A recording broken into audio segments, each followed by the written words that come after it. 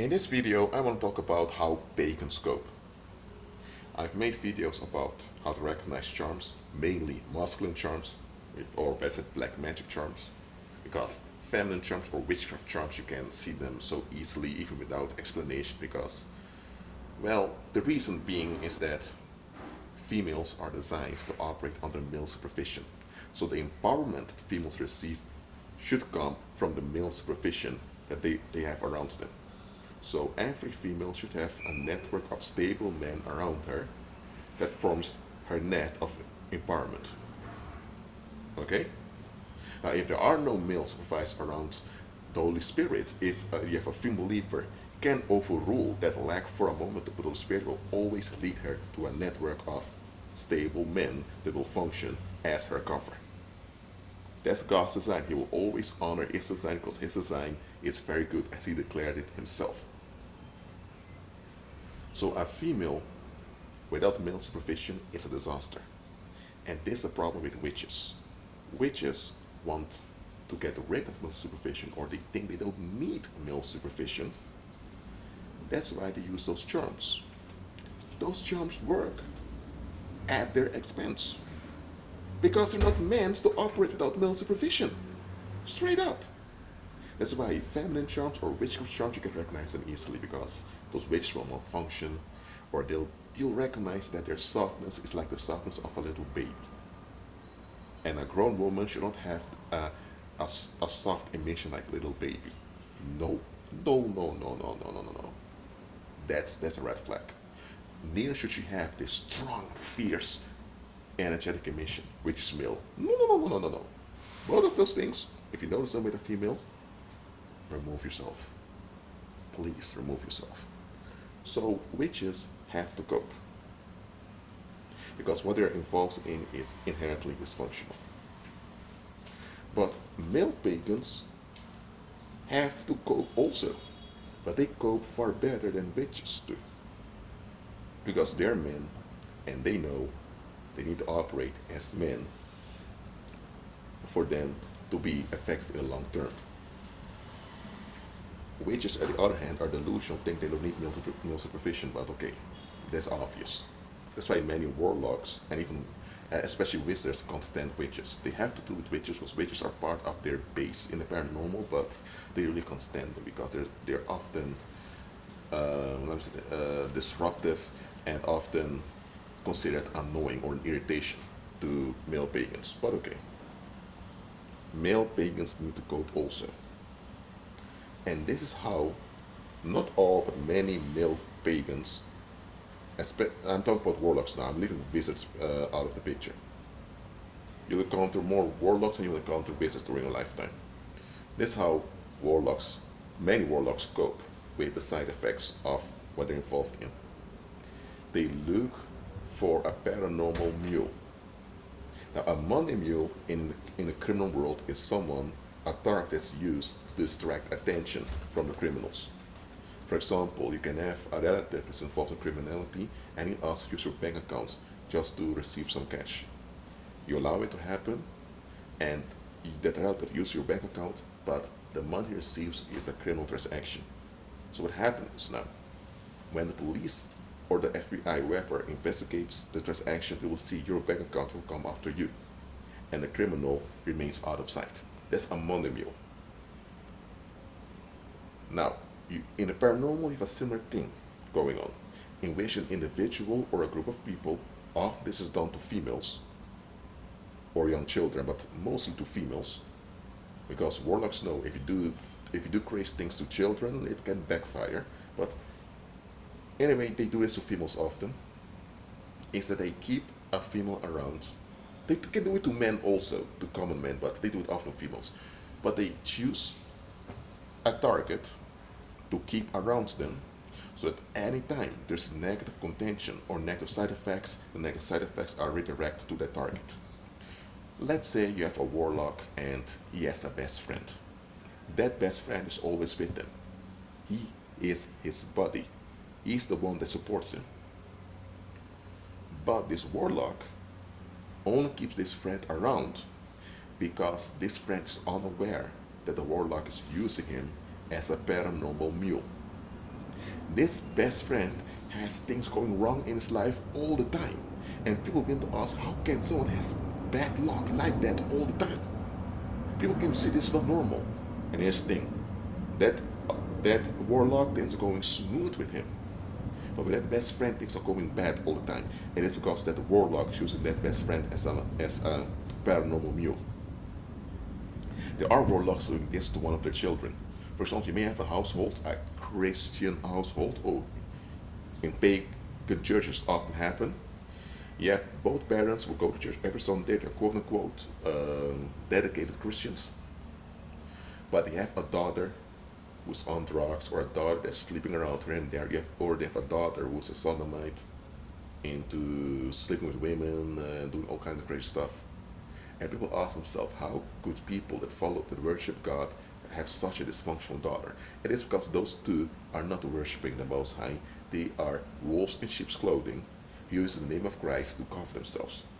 So they use their daughter as a paranormal mule, so that all the heaviness is transferred to the daughter. So the daughter is now having all what they call the bad luck, all this the self-destruction, and they are at ease.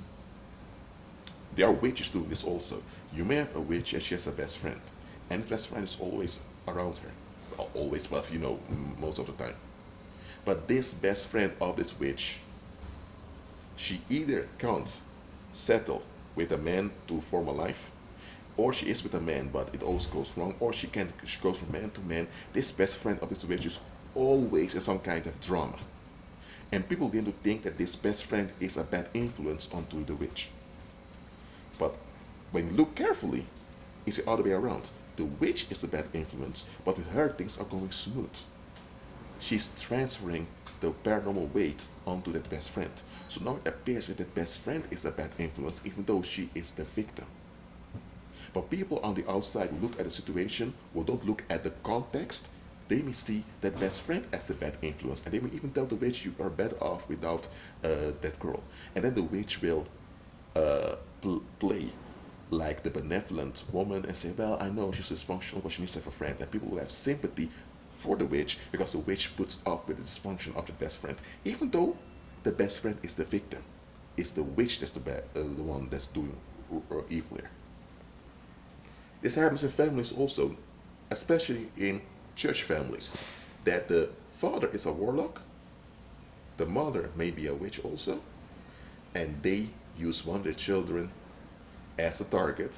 And because everyone sees the dysfunction of the kid and the bad luck that haunts the kid, people develop sympathy and pity for the parents, and the parents have to put up with all of this. Even though the parents are the evildoers.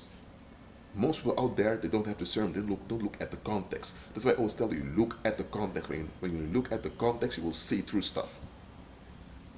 Pagans cope in such a way.